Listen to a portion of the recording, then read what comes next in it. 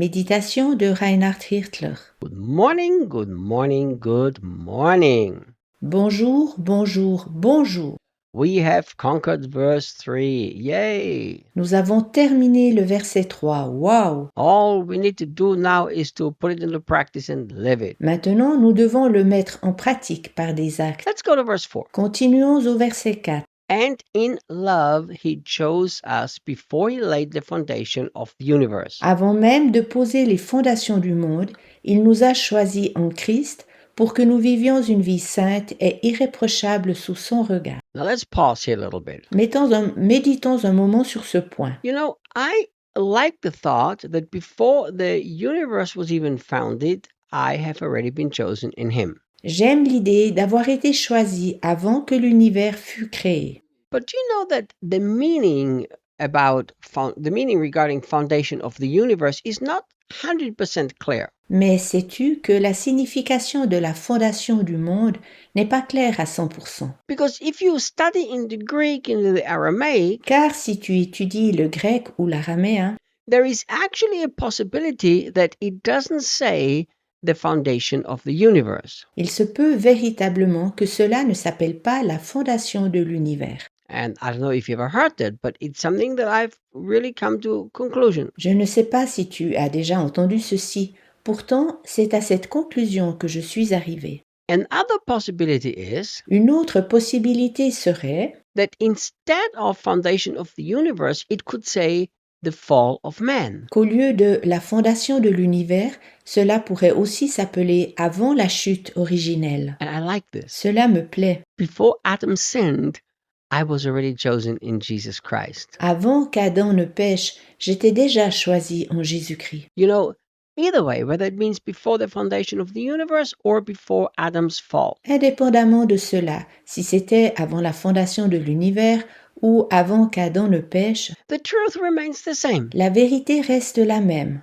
That before the problem occurred, the solution was already in Christ. Avant que le problème n'apparaisse, la solution était déjà prête en Christ. When I grabbed this truth in my heart, Lorsque j'eus saisi cette vérité dans mon cœur, I tell you what, I began to see problems and challenges and difficulties very differently. je commençais de voir les problèmes, les défis et les difficultés d'une toute autre façon. Isn't it true that usually we live like this? C'est ainsi que nous vivons normalement plus ou moins. We face a problem and now we are working hard to try to find a solution. Nous sommes devant un problème et nous travaillons dur afin de trouver une solution à ce problème. Or we face a problem and now we are praying hard for God to find a solution. Ou bien, nous sommes face à un problème, puis nous prions Dieu qu'il trouve une solution. What would happen Que se passerait-il if you make a choice to think differently from the day on? si, à partir de ce jour, tu te décidais de penser différemment? To think solution before you even see the problem. Tu penses à une solution avant que le problème n'existe. If this becomes a heart belief of yours, Lorsque cela deviendra ta foi du cœur, you would literally not worry anymore about problems and confrontations and difficulties. tu ne te feras textuellement plus aucun souci envers les problèmes, les confrontations et les difficultés. Because your heart knows that, all right, I have a challenge today, but before the challenge ever came, in Christ there was already a solution. Car ton cœur sait, ok, j'ai aujourd'hui des défis, mais avant que ces défis n'arrivent, la solution était déjà en Christ. It makes us much more peaceful. Ainsi, nous serons bien plus calmes. It brings us to a place where we can, from all of our hearts, say thank you, Jesus, in difficult times. Au travers de cela, nous arriverons au point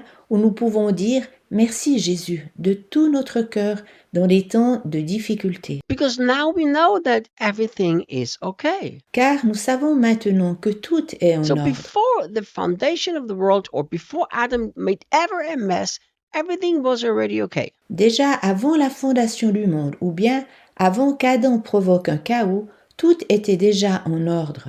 Regarding me and my life. En ce qui me concerne ainsi que ma vie, But look what he says. regarde ce que Paul dit. In love, he chose us. Nous avons été choisis par amour. Now, the first thing that I really want to emphasize again, and I've said that before, Premièrement, ce que j'aimerais encore Le pourquoi, j'aimerais encore une fois insister, et je l'ai déjà dit, but I will not stop emphasizing it. mais je n'arrêterai pas de le souligner. God not only has chosen us, but He has chosen us in love. Dieu ne nous a pas seulement choisis, mais il nous a choisis par amour. Since God is love, that's what He is, His nature and His character. Dieu est amour, c'est sa nature et son caractère. That means absolutely everything He does C'est pourquoi tout ce qu'il fait absolument is motivated by nothing else but perfect love. n'est motivé par rien d'autre que par amour. So God didn't just choose me because it was His obligation, Dieu ne m'a pas choisi par devoir. but He has chosen me because His love motivated Him to do so. Il m'a choisi car son amour l'a motivé. Look, Regarde,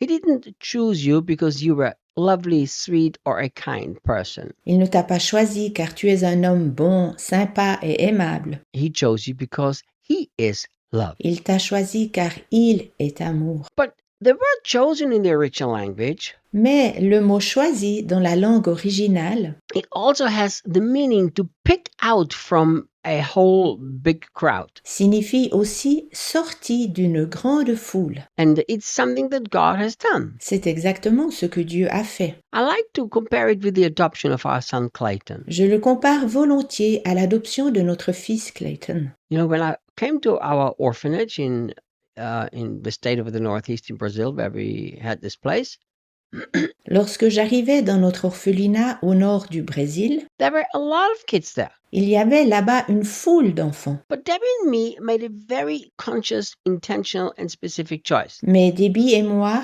avons fait un choix conscient, désintéressé et voulu. Out of dozens of children, we picked out one. Nous en avons choisi un entre des dizaines d'enfants. And you know, that had nothing to do with the kid. It had to do with us. Cela n'avait rien à voir avec l'enfant. Cela avait à voir avec nous. We could have chosen a girl. Nous aurions pu choisir une fille. We could have chosen any of those kids that were up for adoption. Nous aurions pu choisir chacun des enfants qui étaient destinés à l'adoption. We made a choice to pick out Clayton. Nous nous sommes décidés pour Clayton. And I've told this to Clayton many times. Je l'ai déjà souvent dit à Clayton. I said, Clayton, you can never doubt that I love you for the simple reason that I walked into the orphanage and handpicked you. Je lui ai dit, Clayton, tu n'as jamais le droit de douter que je t'aime, en raison du fait que je suis allé dans l'orphelinat, que je t'ai choisi de mes propres mains. So you have to make a choice to believe what the Bible says about you. Tu dois alors te décider de croire ce que la Bible dit de toi. That before anything ever went wrong anywhere, God already has handpicked you. Dieu t'a choisi avant même que quelque chose soit allé de travers.